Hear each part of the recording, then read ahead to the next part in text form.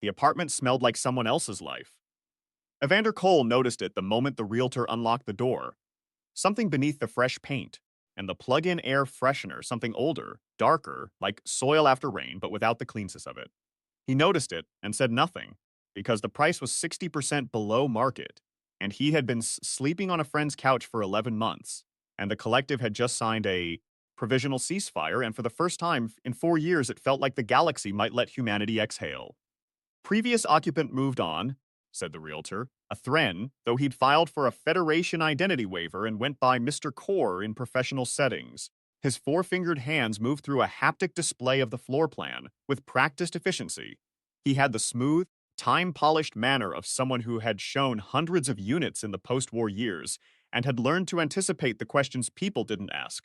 Estate sale. Legal clearance came through last cycle. The unit is yours if the biometrics clear. Evander walked to the window. 14 floors up, the city sprawled beneath him. New Vellum, the rebuilt capital, its skyline is a patchwork of human brutalism and Thren organic architecture and glassy Federation towers that had gone up after the Accord. 3 species, 1 city, an uneasy thing still, 4 years into the peace, the kind of peace that had been stitched together from exhaustion rather than reconciliation. Everyone too depleted to keep fighting. The fighting stopping, not because the reasons had resolved, but because the bodies had run out. Below, he could see the Memorial Walk, the long avenue of white stone where the names of the dead were embedded in the pavement so that you walked on them whether you wanted to or not. The architects had said it was intentional, that you should feel them underfoot, that forgetting should require effort. There were 300,000 names, or thereabouts, depending on whose count you used. Evander didn't use any of the official counts. He knew 7 of the names personally, which was the only count that felt real. I'll take it, he said. His partner Mara was less certain. The price is wrong, she said, that evening, standing in the center of the empty living room with her arms crossed in the way she had when she was working through a problem she hadn't solved yet. She was a structural analyst. She dealt in load-bearing calculations, in the mathematics of what holds and what fails. And she applied the same methodology to decisions she didn't trust. The arms-crossed posture was diagnostic, never defensive. She was measuring, always. Things don't go 60% below market without a reason. Previous owner died, Evander said. How? Estate sale. That's all Core would say. Mara walked to the far wall and pressed one palm flat against it. The gesture was reflexive, so embedded in her that she probably didn't know she was doing it anymore. It was a thing she had developed during the siege, when you learned to feel through walls for vibration, for the subsonic hum that preceded a Thren impact strike. The Thren were the collective's forward assault corps. Translated approximately, their designation meant those who arrive first, which had a poetry to it that nobody appreciated at the time. You felt them before you heard them, and heard them before you saw them, and by the time you saw them it was typically too late to feel much of anything. Old soldiers kept old reflexes. They'd both been combat logistics during the siege of New Vellum. Mara, running structural assessments of buildings, the Ninth Collective had tried to bring down Evander coordinating emergency resupply through corridors that kept collapsing. Different jobs, same rubble. I can't feel anything wrong with it, she said. She pulled her hand back and looked at it for a moment, the way you look at an instrument after a reading you weren't expecting. Then she let it fall to her side. That's because there isn't anything wrong with it. The price. We've been renting Sasha's couch. She looked at him for a long time in the way she looked at buildings, measuring the load, calculating the failure points, running the stress analysis that would tell her whether the structure would hold under the weight it was being asked to carry. She had a very good record with buildings. Her record with people was more mixed, partly because people were less honest about their load capacity than buildings were. Then she nodded. They moved in on a Thursday. The dream started on Saturday. Not dreams exactly, or rather not the kind Evander was used to. The recycled chaos of a subconscious burning off stress. The formless running through ruins dreams that most veterans of the siege still had. The ones that kept the nervous system rehearsing scenarios it had already survived. Those dreams had a texture to them. Breathless, fragmentary, non-sequential. They felt like compression and release. These were different, structured, specific, calm in a way that was worse than chaos. The way a very cold room is more disturbing than a hot one. Because cold is what happens when something has finished burning, like being handed footage from someone else's life without context or caption. He was standing in a corridor, not the corridor of the apartment, somewhere older, a building he didn't recognize, the architecture wrong in ways he couldn't immediately catalog, The angles slightly off, the ceiling too low, the material of the walls not quite matching any construction period he could identify. And a woman was standing at the far end of it, small, still, facing him with the particular stillness of something that was not breathing. She wore civilian clothes from the pre-Acrid period. He recognized the cut, the utilitarian style that had been everywhere during the siege, when nobody was designing for fashion and everyone was designing for function, and clothes had to be wearable for 3 days straight without losing structural integrity in any of the places that mattered. Her face was pale in the way that had nothing to do with species. It was the pallor of subtracted life, not illness, not fear, something more categorical. She looked at him and said, "You know what you did?" He woke up. The apartment was dark. Mara was breathing beside him. The slow, deep rhythm of someone who slept without dreams, or who had long since made peace with hers. He had never been entirely sure which. The two states felt different to him. One was a gift, and one was an achievement. He lay still for a moment, and in the darkness, he had the distinct and sourceless impression that the air in the room was too full, that there was more substance to the darkness than there should be, that something was sharing the space with them, that was not reflected in the room's occupancy sensors, which showed two bodies, both alive, nothing else. He lay there cataloging this impression the way you catalog a threat. Assessment: is this real? Is this residual? What is the quality of it? Is it changing? The impression stayed stable. It had a patient quality. It did not feel hostile in the way that hostility feels, which is hot and close and urgent. It felt more like a waiting room, something that had decided to wait and was good at it. He got up and checked anyway. Every room. Closets, the small utility space beside the bathroom, the space under the kitchen counter that was big enough to crouch in. Nothing. The occupancy sensors confirmed nothing. He stood in the kitchen and drank water and looked at the city through the window and tried to decide if he was being irrational. The memorial walk was lit at night, pale blue lights embedded in the pavement alongside the names, the light rising slightly from the stone so that the whole avenue glowed faintly in the dark.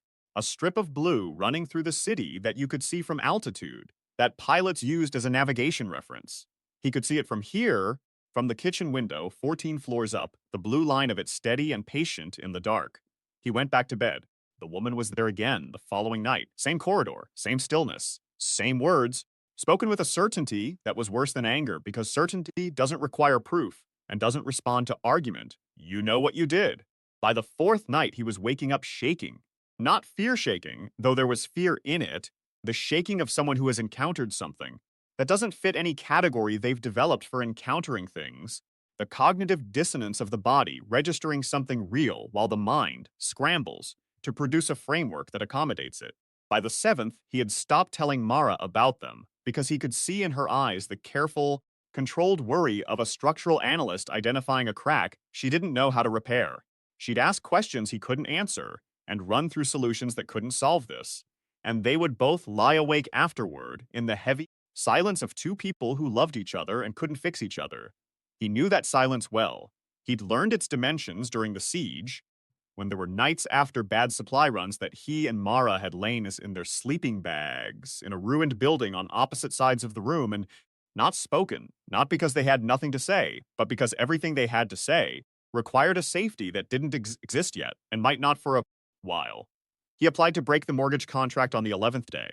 The response from the Federation Housing Authority came back in 6 hours. The contract, it said, was binding under Federation Commercial Code, Article 14, Section 7, Subsection B. The terms had been explained at the time of signing.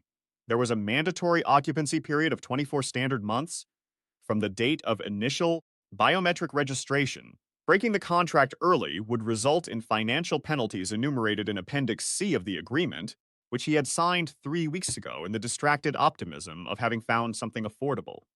He read the rejection 3 times, and each time the bureaucratic language had the quality of a door closing, a lock turning, the formal click of a mechanism that had been designed to stay closed. He was in the apartment. He had to stay in the apartment. On the 15th night, the woman spoke more than 3 words for the first time. She was still at the end of the corridor, still wearing those utilitarian siege-era clothes, still holding that specific terrible stillness that he was beginning to understand as not death. Stillness, but the stillness of extreme purpose, of a person who has narrowed themselves down to the thing they absolutely have to do and has shed everything else. But her face had changed slightly. Something in the eyes, Some shift from accusation towards something that might, in better light, have resembled desperation. Not the desperation of panic, the desperation of someone who is running out of time by a different mechanism than most people run out of time. I couldn't leave, she said. They made sure of that. The contract. Do you understand? They wrote the contract to make sure no one could leave until they'd seen what was left behind. Evander, in the dream, took a step toward her. The corridor did not shorten with his step. The geometry behaved incorrectly, the way dream geometry usually does. The spatial rules suspended, and she remained at the same distance no matter how far he walked. Who are you? He said. My name was Nella Avros, she said. I lived here for 12 years, then I didn't. Then he woke up. He lay in the dark for a long time. The patience in the air, the twofold quality, was still there, unchanged, as if it had been there since before he arrived and would be there after. He thought about the word was. He thought about the particular grammar of the dead, the way they spoke about themselves, the verb tense that collapsed a person into a past they couldn't step out of. Then he got up very quietly, so as not to wake Mara, went to the kitchen, sat at the table, and opened his terminal. He typed Nella Avros, New Vellum, Estate. The search results came back immediately. She had been a structural engineer. That stopped him for a moment, structural, the same as Mara, and he didn't know what to do with that coincidence, except note it and keep moving. She had worked for the Municipal Infrastructure Authority during the siege, one of the teams responsible for assessing damage to residential and civic buildings and determining which could be shored up and rehabilitated and which had absorbed too much damage to be worth keeping. It was work with a particular moral weight. Your determination sent people back into buildings or kept them out. Your stamp on a report became part of the load-bearing structure of whether a building continued to exist. She had understood that weight. Her performance reviews, the ones that were still in the public record, noted her thoroughness and her unwillingness to approve any assessment she considered uncertain. She had been 41 years old. She had been found in her apartment, in this apartment, 3 years ago. The initial report listed the cause of death as complications from a pre-existing condition. There were no follow-up reports. There was a sealed case number. The sealed case number was what stopped his breathing for a moment. Not the death. Deaths happened. People died of things. 3 years ago, New Vellum was still running on emergency reserves of everything, including goodwill and medical capacity. But sealed case numbers were not routine. They required an authorization that sat above the level of the officer who handled the initial report, and they were applied to cases where there was information the certifying authority wanted to prevent from becoming part of the accessible public record. You didn't seal a case file for complications from a pre-existing condition.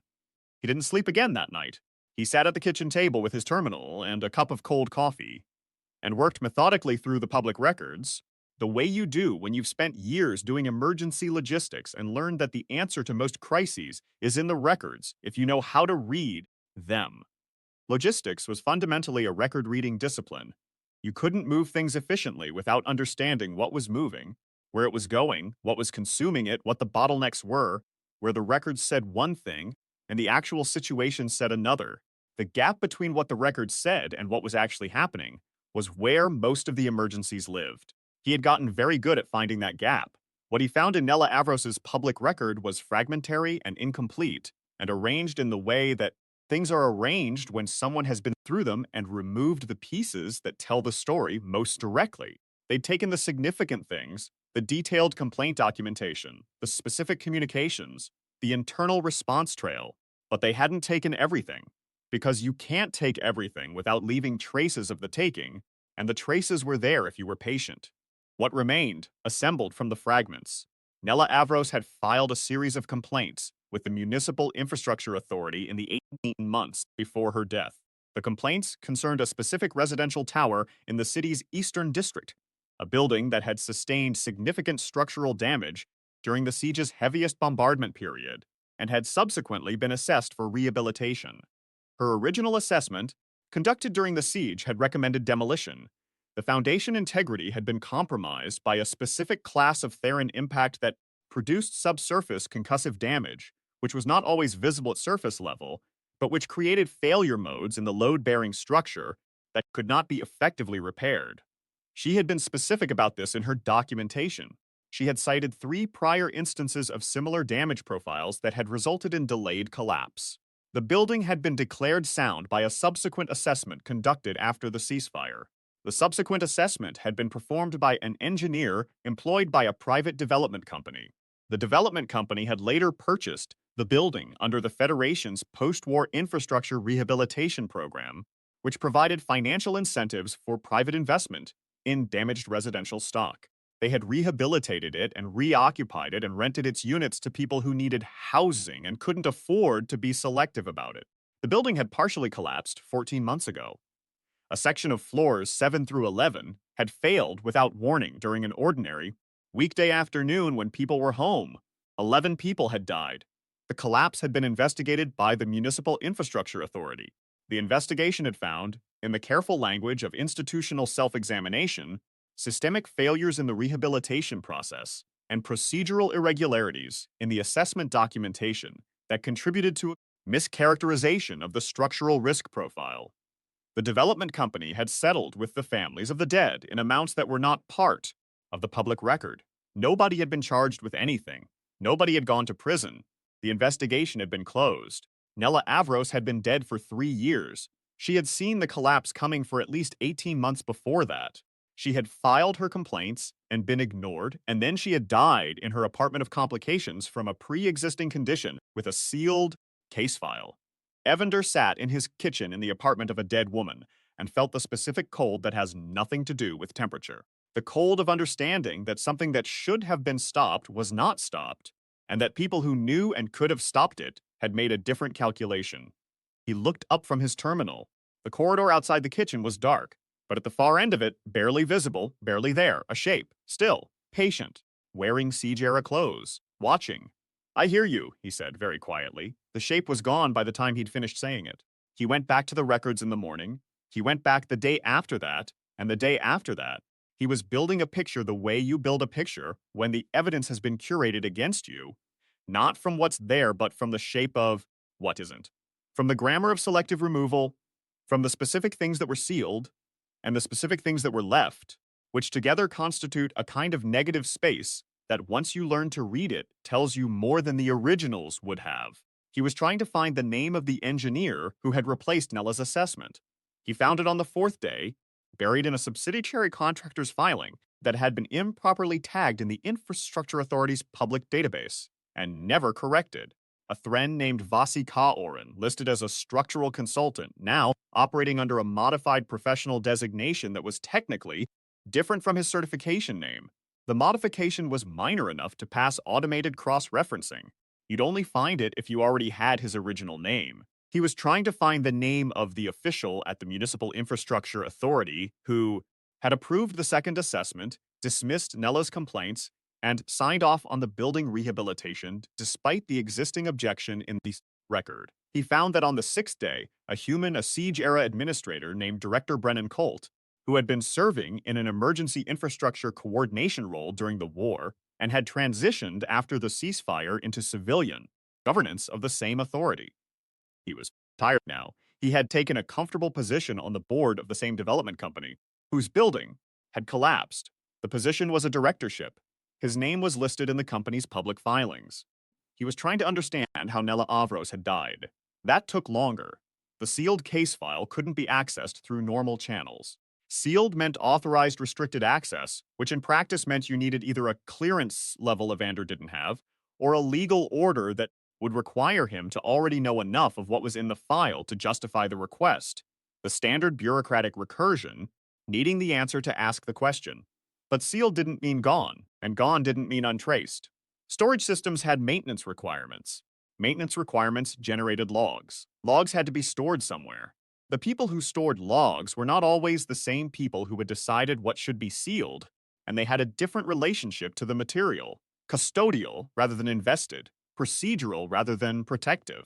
He spent 10 days navigating administrative systems with the methodical patience of someone who had once spent 4 days rerouting supply chains through a collapsing city under active bombardment and had come out the other side with the understanding that bureaucracy was just logistics with more redundant systems and worse time management.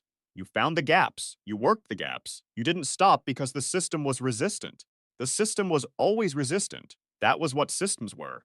On the 11th day, he found a maintenance file that had been improperly crossed reference to a public housing compliance index rather than the restricted case management system it belonged to. It had sat there for 3 years. Someone had tried to retrieve it.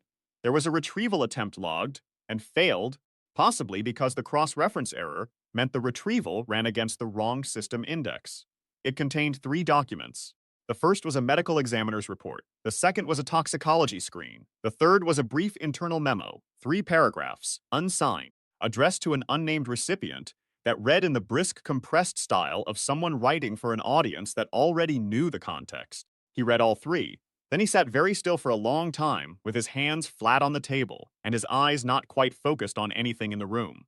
Then he got up and went to the window and stood looking at the city for a long time, at the Memorial Walk's blue lights and the names beneath them, and he thought about all the different ways that a person's name could end up somewhere permanent without them having chosen it.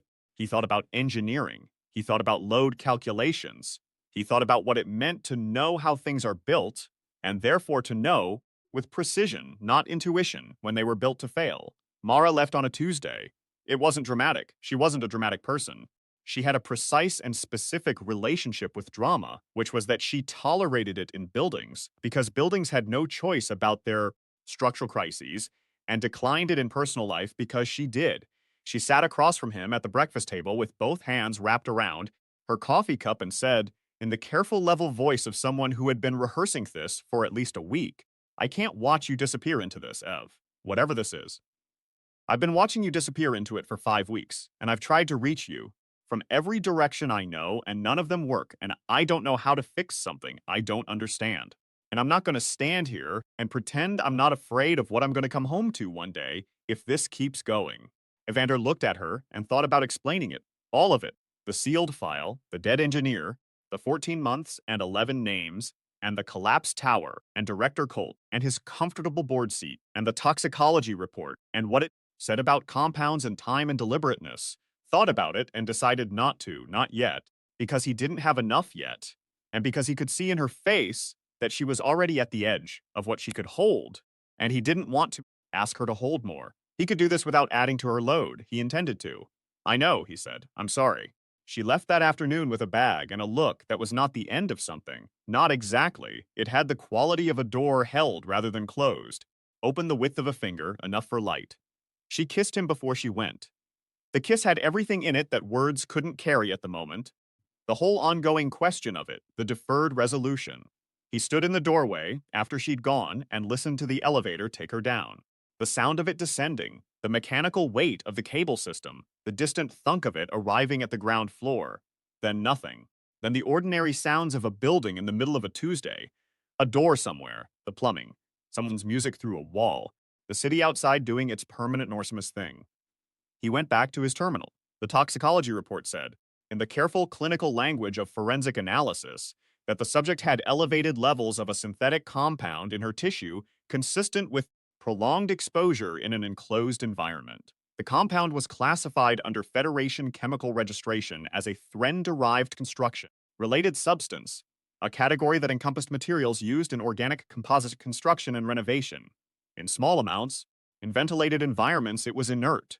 In sustained concentrations in an unventilated enclosed space, specifically a residential unit with sealed windows and supplemental filtration installed. The kind of filtration that was, on its own, a reasonable quality of life purchase in a city still clearing post-war particulate. It accumulated in biological tissue over time. Slowly, months. The rate was documented. At the concentration found in Nella Avros's tissue, exposure had been ongoing for at least 13 months. Someone had been putting it in her apartment, slowly, patiently, over more than a year. The way you approach a problem that has to be solved so gradually that the solution never becomes visible until it is complete. The internal memo said, in 3 paragraphs of unsigned brisk prose, the matter has been handled, dedopication secured per arrangement, and file to be sealed on authorization, timeline as discussed. It was addressed to no one. It was signed by no one. It was a record of a conversation that had been written down by someone who wanted their own record of what had been agreed and had been careless with where they stored it. He closed the terminal and went to stand in the corridor. The corridor was empty and dark and smelled faintly of that thing beneath the fresh paint. Soil after rain, without the cleanness of it. The compound. He thought about the compound now with a different quality of awareness. He thought about Mara pressing her palm against the wall on the first night, not for any reason except reflex, not for long enough to matter, but for a moment. He thought, it's not in the walls anymore. It was ventilated out in the 3 years since. The fresh paint is just paint. There's nothing left to be dangerous. He thought, I should be certain of that. He would make certain of that. But first, I found it, he said to the empty corridor. I know what they did. The apartment was very still. I'm going to Moranch, he said. Moranch was a name he'd found in the cross-referenced maintenance file, a planetary designation, a satellite colony in the outer belt, technically under Federation jurisdiction, but practically beyond it, in the way that many of the post-Accord satellite colonies were beyond it. Too far out, too lightly staffed, too low on the administrative priority list to mean much more than a line item in the Federation's infrastructure. Ledger. Director Brennan Colt had a registered property interest there, a land parcel attached to a development project. Vasi Kaorin had an active consulting contract there, filed under the modified professional designation that Evander had spent 4 days finding with a construction project in the colonial development category. The building permits had been filed with the regional colonial authority 6 months ago. A tower was going up. Units in the completed lower floors were already occupied. There was no independent structural assessment on file. He packed light, the habit of 4 years in logistics, where weight was a resource and waste was a failure. He took his credentials, his emergency responder classification, the veteran status documentation that opened certain doors in colonial facilities. He took a copy of everything he'd found, not stored on the terminal, which could be seized or remotely wiped, but on 3 separate physical media, each one stored differently. He took a change of clothes and his father's knife, the folding blade with the worn wooden handle that his father had kept through 3 years in a labor camp during the early collective occupation, and had pressed into Evander's hand the morning he'd shipped out for logistics training with the words, "It's not a weapon. It's a reminder that you survived before and will again." Evander had carried it through the siege and kept it after. It was the kind of object that accrued weight in proportion to what it had witnessed. He left the apartment at 0400 on a Thursday morning. On the wall beside the door, just at the edge of his peripheral vision as he stepped out into the corridor, he saw, or thought he saw, a hand pressed flat against the paint. A woman's hand. Not quite there. Not quite not. I'm going, he said. I'll come back. He took the stairs rather than the elevator, because he always took stairs when he was carrying anything he didn't want documented, to a timestamp in a building's access log. Logistics habit. Old, useful. The journey to Moranch took 18 hours by commercial transport through the Federation Transit Relay and 6 hours by regional colony ferry. He spent most of it reading. The Federation's post-Accord standardized structural codes were publicly available and extremely detailed. A deliberate effort to establish shared safety frameworks across species construction methodologies, part of the Accord's broader integration architecture. He was not an engineer, but he had spent 4 years working alongside engineers in conditions that required him to understand enough of what they were doing to route supplies and support accurately. He had loaded and transported structural assessment equipment for 4 years. He had listened to engineers explain their work to non-engineers in the terse, compressed way you explain things when the city is being actively demolished around you, and efficiency is not optional. He understood load-bearing calculations well enough to recognize when something didn't add up. The preliminary permits for the Moranch Tower didn't add up. The structural model in the filing was consistent with a type of Thren organic composite, construction that relied heavily on compression resistance. The material was excellent under vertical load, less so under lateral stress, specifically the kind of lateral stress generated by seismic activity. The organic composite methodology was certified for environments with certain atmospheric and geological profiles, and specifically for environments with a seismic activity rating at or below Class 2. The certification language was unambiguous on this point. The original assessment filed to justify using the methodology listed the Moranch colony's seismic rating as Class 2. The Federation's own planetary survey, available in the Colonial Development Database under Moranch's catalog number, which Evander found in 20 minutes of searching, listed Moranch's geological seismic profile as Class 4. Class 4, not Class 2. The difference was not academic. Class 4 environments required a substantially different construction methodology, one that prioritized lateral resistance alongside compression strength, one that cost significantly more and took significantly longer and generated significantly lower margins for a development company working on post-war infrastructure rehabilitation incentives. The organic composite method that Colwyn was using in Morange was not rated for Class 4. It was not even close to being rated for Class 4. In a sufficient seismic event, and Morange's Class 4 profile made such an event not a matter of if, but of when and how severe, the building would fail in exactly the way that the Eastern District Tower had failed. Progressively, catastrophically, without adequate warning. Someone had changed the seismic rating in the filing. Not the planetary survey, that was a Federation database, difficult to alter. The seismic rating in the building permit filing, the one that justified the construction methodology, the one that the colonial authorities' review process checked against the file documentation, not against the planetary survey, because checking against the planetary survey would require a cross-referencing step that added time to an administrative process that was already understaffed. He thought about the 11 people in the Eastern District Tower. He thought about Nella Avros at the end of a corridor, wearing clothes from a war she'd survived and a death she hadn't, not angry past anger, running on something quieter and more durable than anger. He thought about the 13 months of compound in her tissue and the patience that required, the cold precision of it. He thought, the same people are doing the same thing in a different place with more people in the buildings. He thought, all right then. The ferry came into Morange Colony Station at 0200 local time. The colony was small, maybe 12,000 permanent residents, a mix of humans and Thren, and a handful of other Federation species who'd come out here for the mining contracts, or the low-cost housing allocation, or the particular quality of frontier anonymity that satellite colonies offered, the ability to be somewhere that the larger machinery of the Federation reached only lightly and intermittently. The station was functional and spare and smelled like recycled air and industrial solvent. There was a transit desk staffed by a young Thren who looked at his credentials with the mild indifference of someone who processed credentials at 020 and had long since stopped caring what they said. Emergency responder classification, the Thren said, reading from the display without particular emphasis. You're here about the construction site? Evander kept his expression neutral.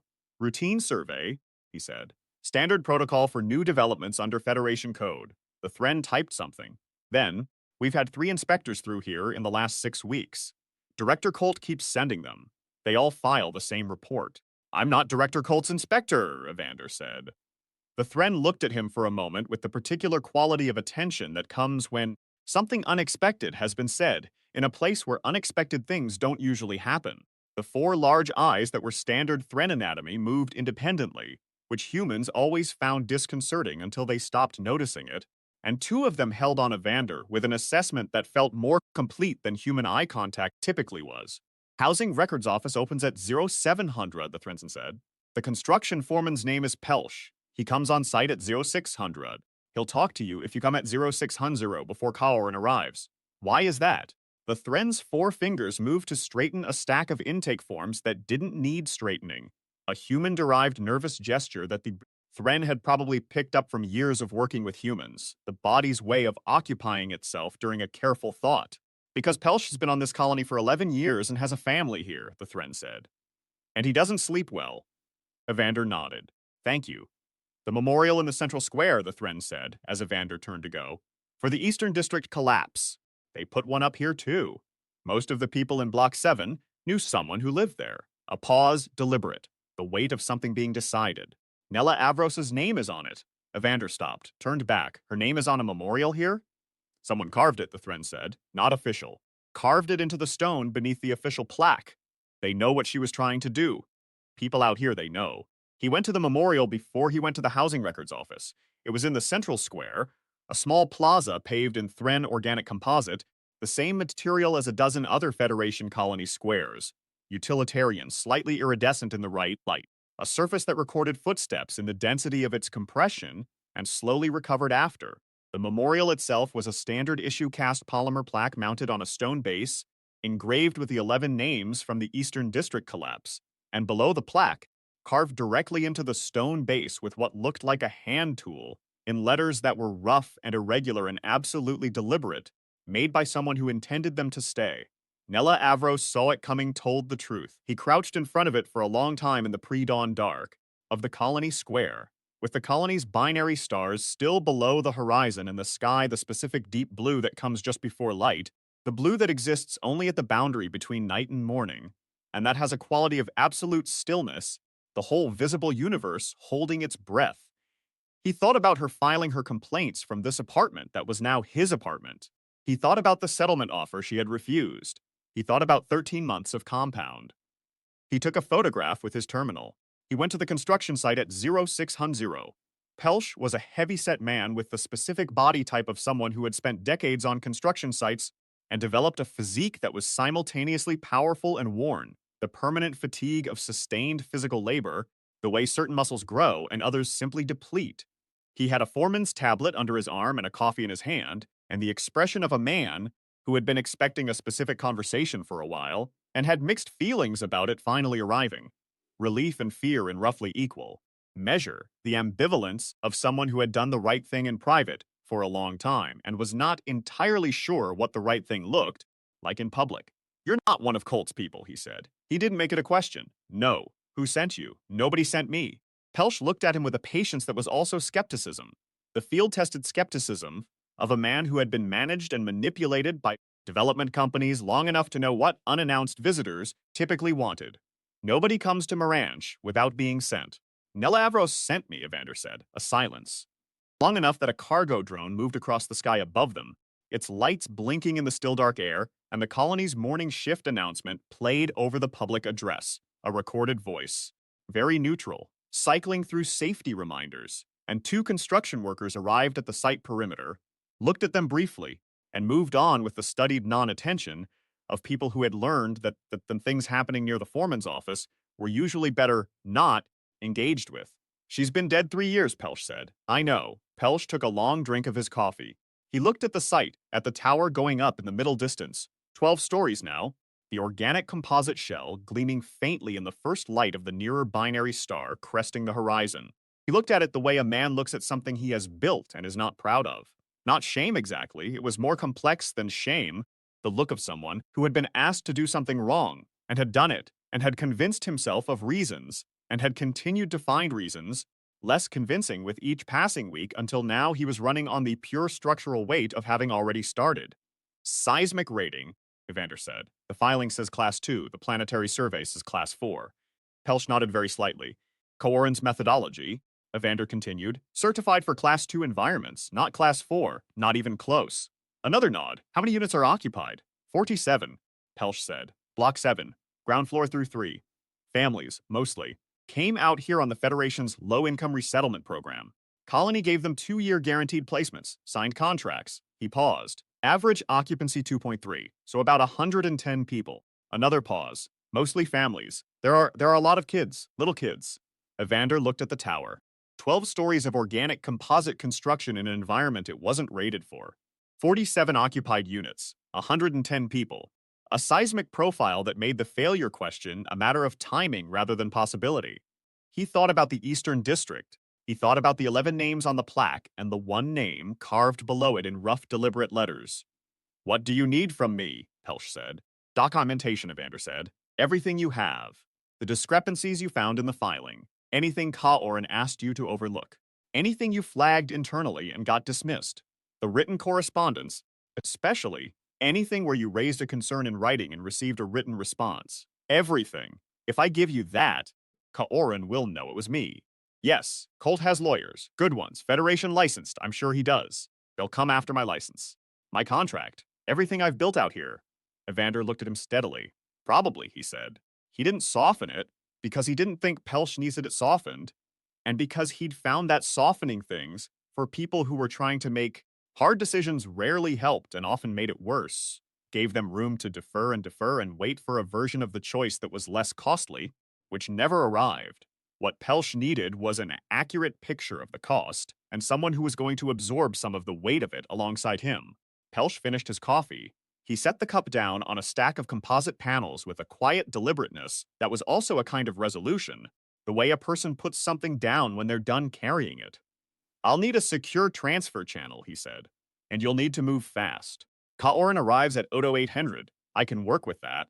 What Pelsch gave him was comprehensive and meticulous, the documentation of a man who had been keeping records for exactly this contingency, maintaining them in systems he personally controlled, building a case in private and with patience for the day when it would have somewhere to go.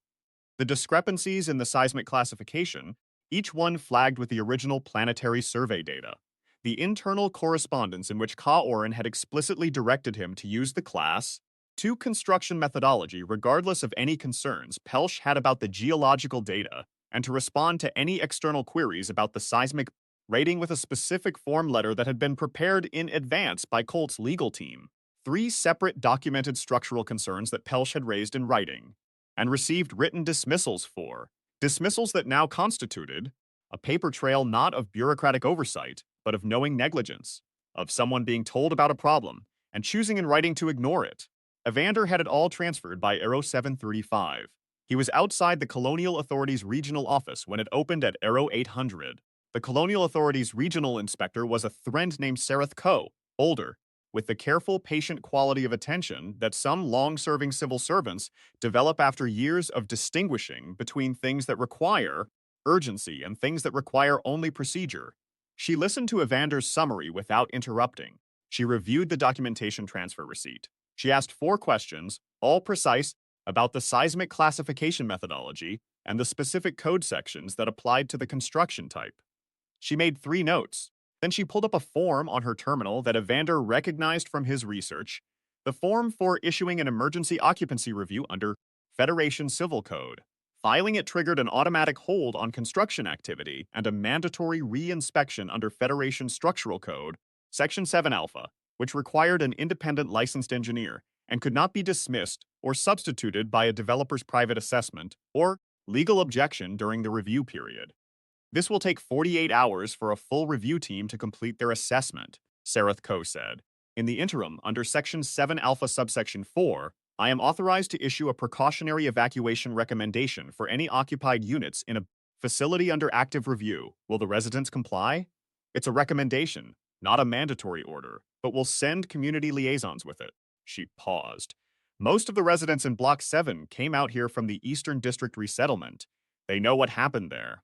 They'll comply. Evander thought about the carved name in the colony square. I think they will. Sareth Coe submitted the form. It hit the Federation's civil infrastructure network at 0823 local time. Automated notifications went out simultaneously to the construction site's registered management contacts, to the Colonial Authority's main administrative hub, to Karin's registered address, and to the development company's legal representation on file. At 0841, Evander's terminal received a message from an unregistered number. It said, in capitals that communicated the specific emotion of someone who had been comfortable for too long and was suddenly not. Who are you and who sent you? He didn't respond. At 0917, a call came from a legal representative of Colt Development Group. The representative spoke in the smooth, rapid cadence of someone reading from a prepared script. A prepared script, Evander thought, meaning they'd anticipated needing one, meaning they'd known this was coming in some form, and had been ready. The script said the inspection process had been properly completed in full compliance with all applicable codes, that any action based on the documentation he had filed constituted an interference with the company's valid contractual rights, and that the company expected immediate withdrawal of the emergency review filing or would pursue remedial legal action. He listened to all of it. Then he said, in the ordinary tone of someone asking a straightforward question, are you aware that the filing lists a Class 2 seismic rating for a site with a documented Class 4 rating in the Federation's own planetary survey? A brief silence. I'm not in a position to discuss technical specifics, the legal representative said. Then perhaps you could put me through to someone who is, Evander said. The call ended. By early afternoon, the Colonial Authority's precautionary evacuation recommendation had reached all 47 occupied units in Block 7. The community liaisons were a mix of authority staff and colony volunteers, and they were thorough and patient and did not try to frighten people, which was important because frightened people make poor decisions, and the decision they needed people to make was simple and correct and didn't require fear. It required only information. By 1430, 68 of the estimated 110 residents had relocated to temporary housing in the colony's community center and the adjacent school gymnasium. The colony's mutual aid network, a thing that existed in most Federation satellite colonies with the slightly improvised quality of all things that exist, because nobody official has gotten around to providing them, and so the people who need them have built them themselves, had mobilized with a completeness and efficiency that surprised and then didn't surprise Evander. They had food and blankets, and a list of who had what medical equipment, and who needed what medication, and a rotation for the overnight watch, and a plan for the kids that involved organized games, and the colony's 3 teachers, who had shown up without being asked. He told the network coordinator that it surprised him and then didn't. The coordinator was the young Thren from the transit desk, whose name was Vreth, and who apparently ran the colony's emergency mutual aid network in their off hours, with the calm, complete competence of someone for whom the distinction between official role and essential work had long since become irrelevant. The Eastern District, Vreth said. After the collapse, Nella Avros's story spread through every colonial mutual aid network in the Federation. What she saw, what she tried to do, what they did to her. People here were ready for something like this because they understood it was possible. They'd known it was possible since then. She'd have wanted to know that, Evander said. She knew, Vreth said. People who do what she did, they know. That's why they keep doing it, even when everything stops working. They know that somewhere on the other end of it, even if they never see it, someone is ready. He spent the rest of that day at the Housing Records Office with an administrator named Ten, who had 9 years of colonial filing experience and a working knowledge of every anomaly in the system, and a cousin who had been in the Eastern District building and had gotten out but had lost their family's belongings and their sense of safety and had never fully recovered the latter. Ten worked with the focused specific energy of someone doing something that was also repair. By 1800, they had extended the dossier across 3 additional development projects, same methodology, same ratings discrepancies, same form letter responses to internal concerns. 2 of the projects were on other satellite colonies. Neither had been occupied yet. One was on a colony called Mira Station, 27 units near completion, a seismic event probability table that made Evander very quiet when he read it. He filed the extended dossier to the Federation's Civil Infrastructure Oversight Body at 1847.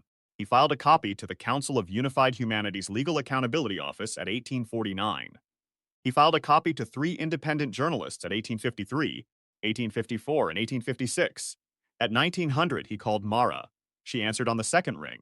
He could hear the specific quality of the silence before she spoke. The held quality, the structural analyst's stillness, everything suspended pending incoming data.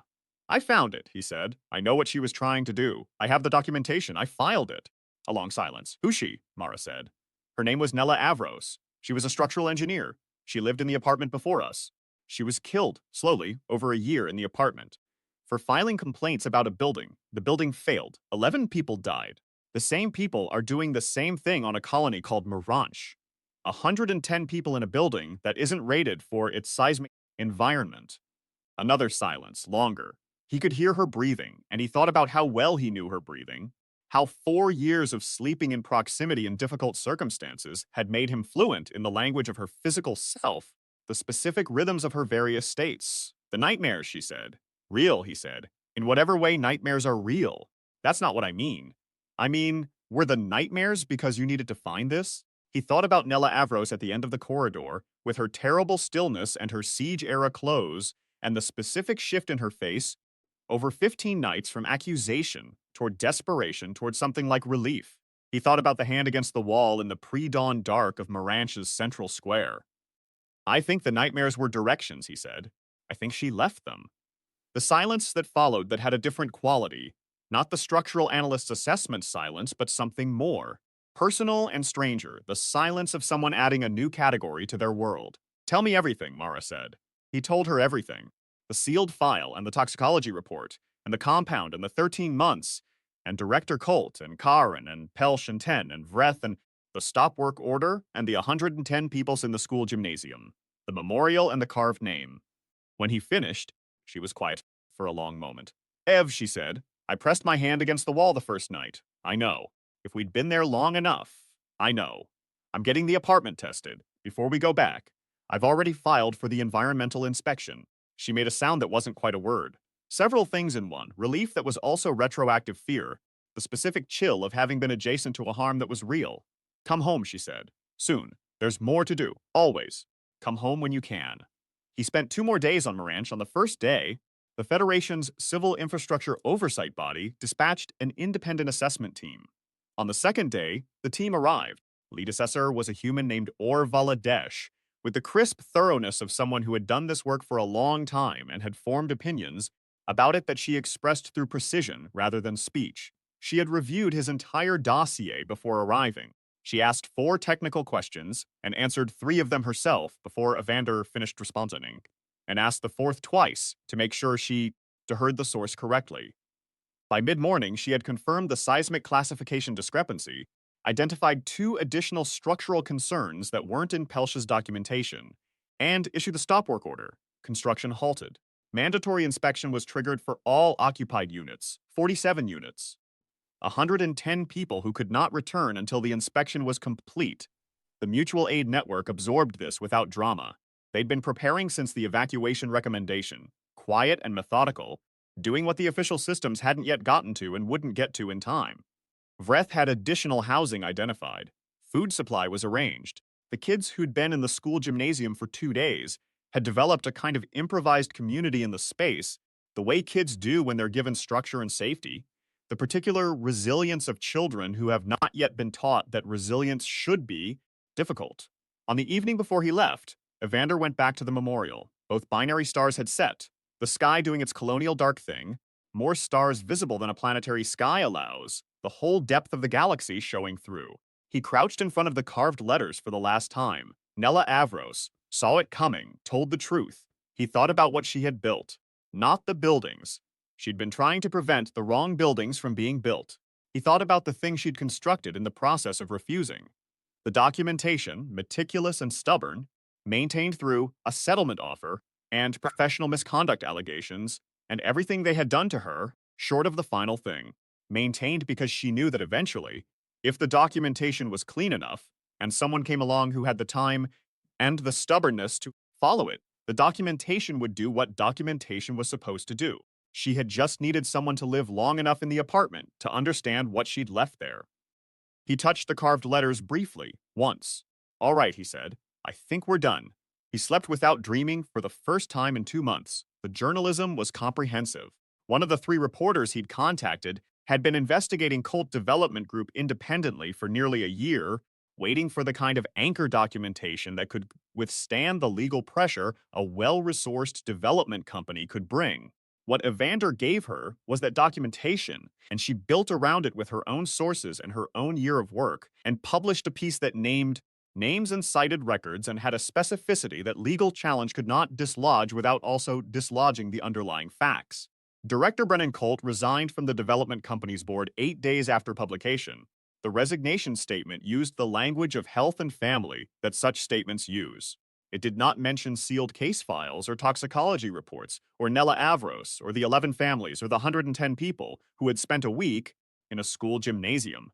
Vasi Kaorin's engineering certification was suspended by the Federation's engineering oversight body 11 days after that. The suspension notice listed 3 grounds. All 3 were technically precise. All 3 were exactly what Pelsh's documentation had established. Mira Station received its independent assessment. No occupants had moved into the completed units yet. The stop work order there came before any families had signed their placement contracts. These things took less time than Evander had feared and were not the same as justice, which was a different shape from accountability, and which the 11 families who had found an attorney, a woman from the outer districts who worked exclusively on colonial structural liability cases, and who contacted Evander through the journalist, would take their own time with. He would provide whatever they needed. He had already said so. The environmental inspection of the apartment came back clean. The compound had been fully metabolized out of the living environment in the 3 years of vacancy, the post-war ventilation upgrades in New Velem's residential stock having done exactly what they were designed to do. There was nothing in the walls. There was nothing in the air. It was a good apartment, structurally sound, with a long view of the city from the kitchen window. Mara moved back in on a Sunday. She stood in the living room with her arms crossed in the structural analyst way, assessing, and then she pressed one palm flat against the wall, the reflex running before she decided to let it. She held it there for a long moment. "It's different," she said. "I know. The weight's gone." He nodded. She turned to look at him. Her eyes had the quality they got when she had completed a calculation and arrived at a conclusion. She was prepared to defend. "I want to read her original assessment," she said. "The Eastern District, the one they replaced with Kaorin's. If it's in the documentation, it is. I want to check her work. Formally." She held his gaze. She was a structural engineer, and she was right. and her correct assessment should be in the engineering literature as correct, with the notation that the incorrect assessment resulted in 11 deaths.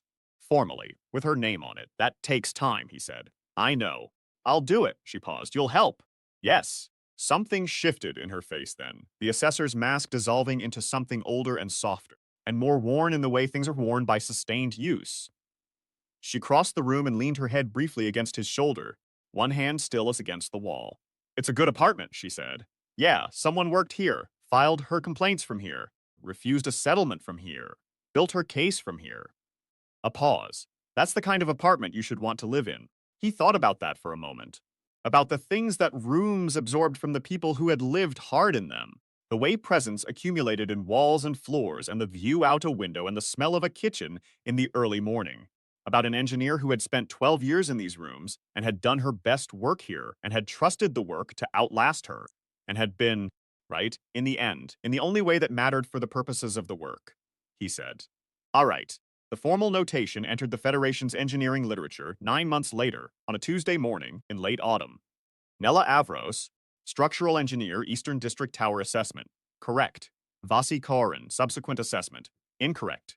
Contributing cause of structural failure resulting in 11 fatalities. It was brief, formal, permanent. It sat in the record, the way things sit in the record when they are true, and have been verified and are not going anywhere. Mara sent him a message that just said, done. He was at his desk in the Colonial Authority's Disaster Preparedness Division, reviewing supply chain distributions for the Outer Colony Emergency Network, the job he'd taken after Moranch on the basis of what he'd done there. He sat back and looked at the message for a moment. Then he looked out the window at the city. The Memorial Walk was visible from his office. The pale blue line of it through the city, the names of the dead embedded in the stone, the people moving over them. Nella Avers's name was in the walk. He had confirmed this. Filed during the siege-era worker mortality review, a human engineer, municipal infrastructure, killed in service. The circumstances were not there. The Memorial Walk was a catalog of presence, not a history. It recorded that someone had been here rather than what had happened to them while they were. But the correct assessment was in the engineering literature, now with her name on it. The sealed file was in the public record. The 11 families had their settlement. The 110 people in Block 7 were in sound housing. Ka Oren was without a license. Colt was without a board seat. Mira Station was safe. She had built something that held after her. He sent Mara back. Dinner tonight? My choice. Somewhere worth it. She sent. About time. He smiled and went back to work. In the apartment that evening, before Mara arrived, he stood in the kitchen and made coffee, and looked at the city through the window. The Memorial Walk's blue lights. The three species architectures layered and improbable and continuing. The names underfoot, felt by people who were trying to feel them, who understood what they were walking on. He pressed his palm flat against the kitchen wall, once for a moment, not looking for vibration, not assessing load. Listening, the way you listen when something has finished speaking, and you want to acknowledge that you heard it. The wall was warm, ordinary thermal transfer, nothing more. He took his hand back and finished making the coffee. Mara's key in the door, the ordinary sound of someone coming home. Hey, she said. Hey, she said. Coffee's on. She set her bag down and came into the kitchen and looked out the same window at the same city and was quiet for a moment in the comfortable way of someone who was where they were supposed to be. The notation came through, she said. I saw it's in there, permanently. A pause. Her name on it, the right assessment with her name on it. He handed her coffee. She took it. For a while they stood at the window together and the city went on being the city. Imperfect? Ongoing? The long, slow work of people trying to build something that would hold. The apartment was quiet in the ordinary way. The weight was gone. Something remained, though. Some residue. Some warmth in the walls that was not thermal transfer, and not compound, and not anything he could name or would try to. The accumulated weight of 12 years of someone who had done difficult work here, and had done it as well as she could, and had trusted it to matter. The rooms had been full of that since before he arrived. He understood it now. He had stopped finding it strange. He drank his coffee. The city held. Later, much later, when people asked Evander Cole how he'd known what to look for, he largely gave the same answer every time, which was that he hadn't known. That he'd gone in without a theory, only a name, only the architecture of a case as a dead woman had understood it, only the specific grammar of what had been removed from the record and what had been left, which together constituted a document he'd learned to read the way you learn any language. Slowly at first, then suddenly, the grammar revealing itself all at once in a moment that felt like recognition rather than discovery, like remembering something you'd always known but couldn't access until someone provided the right key. He gave that answer because it was accurate. But there was another answer he didn't give, because it didn't fit inside the language of the official debrief, or the legal testimony, or the journalism, and because some things are true in a way that makes them unsuitable for public accounting. The other answer was, she told me, not in the language of voice or text or formal documentation, in the language of an apartment, the weight of a room, the quality of a smell, the shape in the corridor at the edge of sleep, in the language of a woman who had been meticulous her entire professional life and who had continued to be meticulous after her death, who had understood that the documentation she'd spent 18 months building could survive her if someone took it up, and who had spent 3 years doing the only thing she could do, which was wait for someone who would stay long enough to understand that the nightmares were not nightmares. That is a strange thing to say. Evander was aware that it was strange. He was not a person who had previously been particularly open to strange things. He was a logistics coordinator, which is a profession built on the radical assumption that reality is consistent, and that if you understand the inputs well enough, you can predict the outputs, that supply chains and resource flows and the material needs of a city under siege are ultimately solvable problems, subject to the mathematics of distribution and capacity and need. He had operated for 38 years on the understanding that the world was made of comprehensible things. He had updated that understanding. Not completely, he was still a logistics coordinator, still operated on the assumption that reality was consistent, still believed that most problems were solvable if you understood the inputs. But he had added a category, a small one, for the things that are true in ways that don't submit to comprehensible accounting, the ways that people leave marks in rooms, the ways that the dead continue to participate in processes they started, not through supernatural agency, but through the simple physics of unfinished work and the human tendency to respond to it. Nella Avros had done her job. She had done her job before her death, and she had continued to do it, the only way left to her, after. She had been a structural engineer who understood that a building's integrity depended not just on the quality of its materials, but on the honesty of its assessment, and that an incorrect assessment was not merely a professional failure, but a moral one, a betrayal of the people who would live in the building and trust it to hold. She had carried that understanding into the worst circumstances and had not put it down, even when putting it down would have saved her life. He thought about this often in the months and years after Mirange.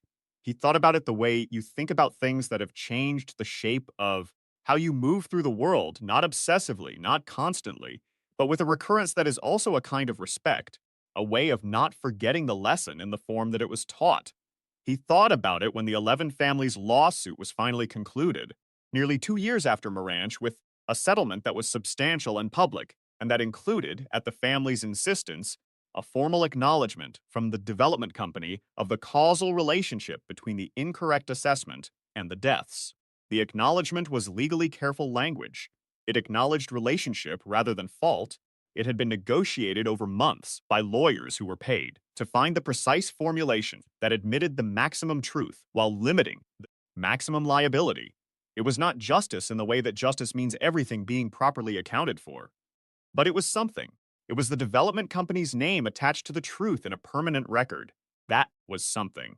He thought about it when the Federal Engineering Standards Review, which had been triggered as part of the larger investigation, issued its revised post-accord framework for independent structural assessment requirements on satellite colony developments, the new framework closing the specific procedural gap that had allowed a filed seismic rating to go unchecked against the Federation's own planetary survey data. The gap was closed. The process that had permitted what happened in the Eastern District and what had been attempted in Mirange was now a different process. It would permit different things. It would catch what the old processes had missed. The revision was named informally in the documentation that circulated through the Federation's engineering community. The Avro Standard. Not officially, it had a formal bureaucratic designation, a code section number, the dry nomenclature of administrative revision.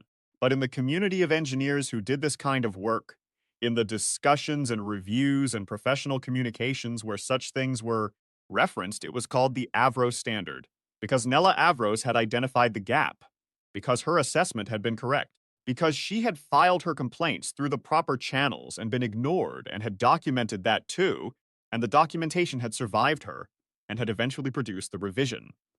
Mara was the one who told him about the informal name. She had been involved in the professional consultation process that led to the revised framework, the same combination of technical credibility and institutional stubbornness that had gotten Nella's original assessment formally notated in the engineering literature, applied now to the larger procedural question. She had testified before the standards review body. She had submitted formal comments. She had brought two colleagues from the Municipal Infrastructure Authority and three engineers from the post-war reconstruction teams, and they had all said the same thing in different technical languages. The gap existed, the gap had been exploited, the gap needed to be closed in a way that was resistant to the same exploitation. The gap was closed. They're calling it the Avro Standard. Mara told him one evening in the kitchen, the same window, the city outside continuing to be the city. Not officially, but that's what people call it. He was quiet for a moment. She was good, Mara said. Her voice had the quality it got when she was talking about engineering. Not cold, the opposite of cold, the specific warmth of someone who loved her work and recognized it being done well. I read her original assessment, the Eastern District one. She had caught things that I would have caught, yes, but she'd articulated them in a way I wouldn't have. She had a precision in how she described the failure mode, the subsurface concussive damage from the Theron impact class. She described it in language that a non-engineer could understand what the risk was. She was writing to be believed by people who weren't engineers. She understood that the assessment had to do more than document the problem. It had to make the problem visible to people who didn't have the background to see it on their own. She didn't think she'd be believed. Evander said no, but she wrote as if she might be anyway. Mara looked out the window. That's the hardest part of that kind of work, writing for an audience that might not listen, in language that would work if they did.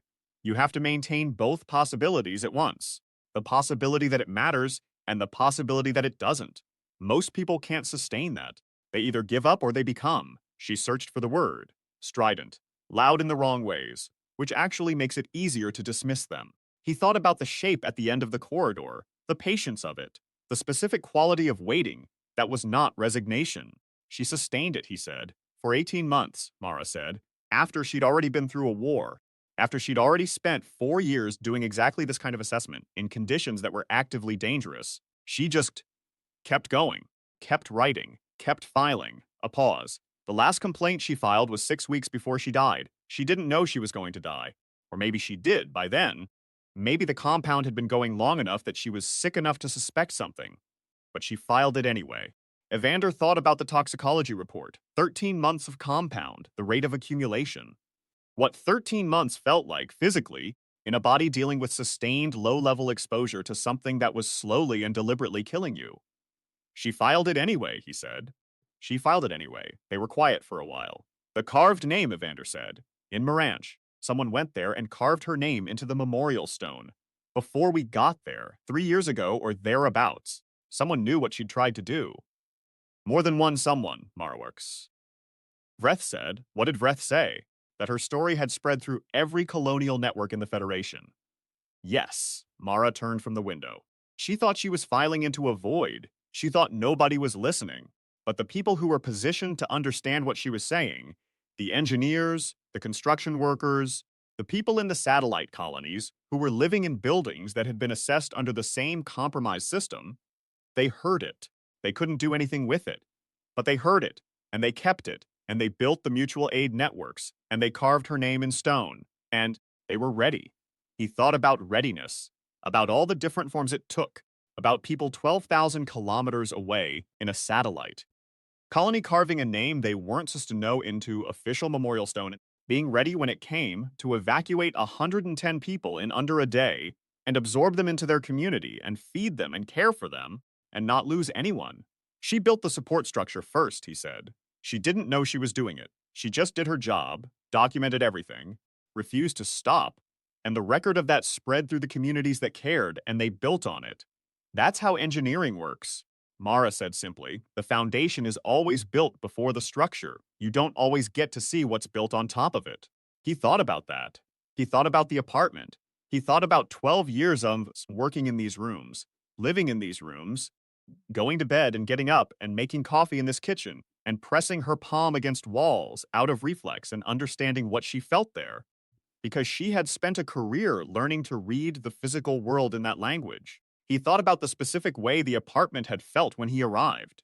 Not haunted, not in the way that word usually meant, but inhabited by something that was neither peaceful nor hostile, that was purposeful in a way that had nowhere to go until he'd given it somewhere. He thought about a woman who had trusted her documentation to outlast her, and had been right, and about a man who had moved into her apartment by accident, and a sealed case file that had been filed in the wrong index and stayed there for 3 years, and a toxicology report that said what it said, and a name carved in stone on a satellite colony, and 110 people in sound housing, and a procedural gap that was now closed.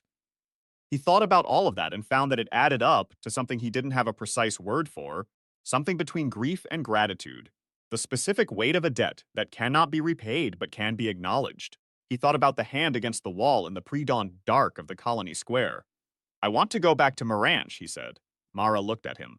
Not for anything official, he said. Just I want to go back. I want to see the memorial again. I want to see the building, the one that didn't fall, the sound one. He paused. I want to see the kids. She looked at him for a moment. Then, whenever you want to go.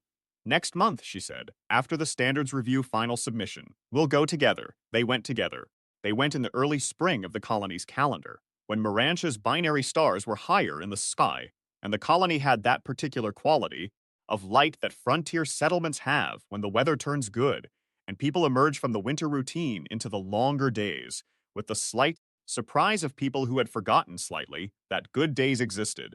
Vreth met them at the transit desk with the same four-eyed gaze and the same calm competence, which turned out to extend, when circumstances allowed, to a warmth that Evander hadn't had occasion to see in his previous visit. Block 7 had been inspected, rehabilitated with the correct methodology under independent supervision, and reoccupied, all 47 units. The families were back.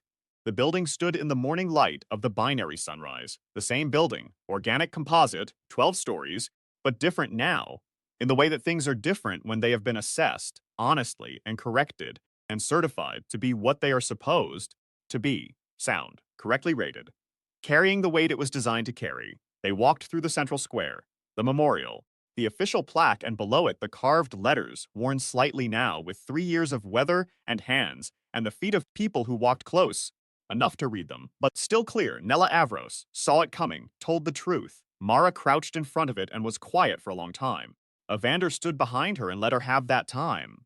He had had his time in the dark before the dawn on a different day, and it wasn't the same time twice. After a while, Mara stood up and turned to him and said simply, "Good, just that, good," with the specific weight of someone using a technical term correctly. On the ferry back, late on the second evening, with the colony shrinking to a light in the dark behind them, and the galaxy spreading in every direction in the way that open space always does, which never stopped being enormous, no matter how many times you saw it, Evander sat on the upper deck and thought about the question Mara had asked him once on the phone from Moranch, which was whether the nightmares had been real. He thought real was the wrong category. Real implied verifiable, repeatable, subject to the standards of evidence that determined what counted as having happened. The shape at the end of the corridor was not subject to those standards, and he knew it and wasn't going to pretend otherwise. But it had been true, in the way that the important things are true, not verifiable but operative, not provable but consequential, not explainable but real in their effects, which were a building standing in Moranch, and 110 people in sound housing, and a procedural gap closed, and an engineer's name on a standard, and 11 families with an acknowledgement and a record. The effects were real. Whatever produced them was true. He sat on the upper deck and watched the stars and thought about his father's knife in his jacket pocket, the worn wooden handle, the weight of what had been carried. He thought about the things that get passed from hand to hand across the gap, between people and between the living and the dead, not through mechanism but through intention, through the simple insistence that the work matters and should continue, he thought. She had handed him something, without consent, without warning, in the only language available to her. And he had been the kind of person, not special, not brave, just stubborn and trained in records and capable of following a thread, who had received it. That was what HFY meant to him now, in the year after Moranch. Not the big explosive moment, not the stand in the ruins and defy the enemy speech, not the last-minute reversal, the cavalry arriving, the technology that saves the day. It meant Nella Avros filing her last complaint 6 weeks before she died. It meant Pelsh keeping his documentation in a system he controlled, waiting for someone to come to him at 0600 before Ka Oren arrived. It meant 10 with 9 years of filing knowledge, and a cousin who had gotten out. It meant Vreth running a mutual aid network in their off hours and being ready. It meant Mara checking her work and correcting the record, and testifying before the standards review body and fighting the long, slow institutional fight that produces revisions that get named after people who didn't live to see them. It meant the carved name in the stone. The knowledge passed through networks the people who made the networks didn't even know they were making. The readiness that was built on grief and care in the specific human and Thren and multi-species insistence that what happened to Nella Avros should not happen again, not here, not to these families, not on their watch. That was what humanity, what people, all the species trying to share this galaxy, had, not power, not superiority, the specific durable stubbornness of entities who understood that the work outlasted the worker, and who kept doing the work anyway. The galaxy was full of species that were stronger, faster, longer-lived, with technologies and physiologies that would make a human feel small and brief. He had worked alongside Thren for 4 years during the siege, and knew their patience and their sensory range and the depth of their institutional memory. He respected all of it genuinely and without reservation. But he had also watched Nella Avros, a human woman, a structural engineer, a person who understood load-bearing calculations and the mathematics of what holds and what fails, maintain the work for 18 months in the face of everything that had been brought to bear against her, and continue to maintain it after her death in the only way available to her for 3 years until someone came along who could carry it the rest of the way. That was something. That was specifically a human thing, or at least a thing that humans did, stubbornly and impractically, and often without knowing they were doing it. This refusal to let the work stop simply because the conditions were terrible, or the opposition was organized, or the body was failing. He sat on the upper deck of the ferry with the galaxy in every direction, and his father's knife in his pocket, and thought, that's what we have. Not the biggest ships, or the longest lives, or the most advanced materials science. The stubbornnesses, the records kept, the documentation maintained, the name carved in stone on a colony far from home by someone who needed to put it somewhere permanent because the work had been real and should be known. The work had been real. He was carrying it. So was Mara below decks, probably reviewing the final standards review submission on her terminal because she reviewed things on ferries, because the work was always in progress and she preferred it that way. So was Pelsh, back on Moranche, site foreman for the rehabilitated Block 7, certified sound, carrying the weight he was designed to carry. So was Vreth, running the mutual aid network, extending it now to 2 more colonies, filing the organizational template in the Federation's Civil Society Registry under the name of the Avros Network, which was unofficial, and which Evander suspected had not been checked with anyone before being named. The galaxy was very large and mostly dark, and the ferry was a small light in it, and the work continued. He looked up at the stars. He said, very quietly, to no one in particular, we've got it from here. Then he went below to find Mara and the coffee machine and the rest of the journey home.